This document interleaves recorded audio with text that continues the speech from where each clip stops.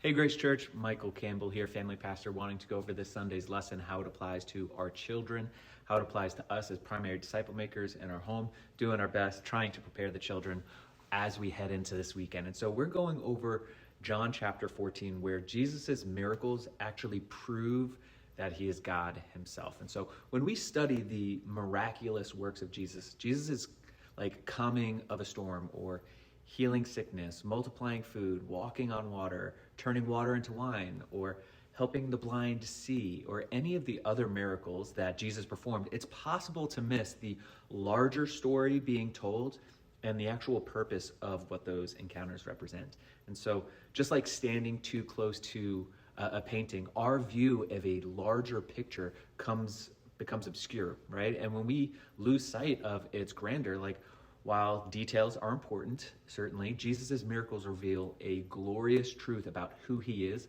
which is God in flesh.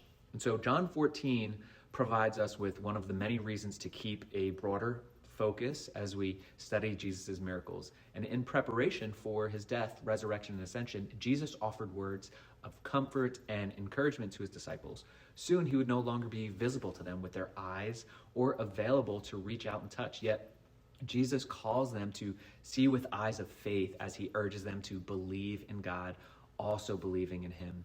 So as the disciples grappled with where Jesus is going, Jesus understood his oneness with the Father and that he alone is the way to the Father. He patiently reminds the disciples of his authority, his words, and the miraculous works that he performed, all of which prove that he is God.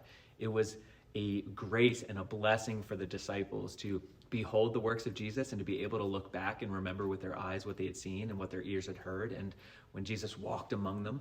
So when they faced times of ultimate turmoil, they could recall Jesus's calming of the storm and believe, right? When they were hungry, they can remember Jesus' feeding and the crowd, and then they believed.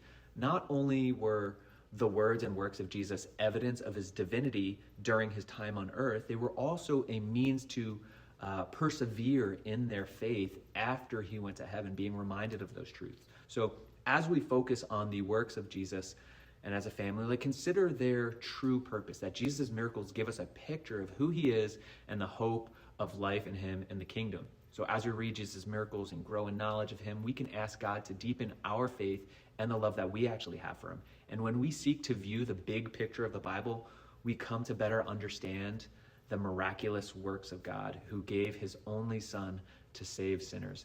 An amazing truth. You'll notice on the rest of the thread some memory verses, discussion questions, and topics to go through as a family, again, heading into this weekend, so that we as a church can be supplemental to what you're already doing.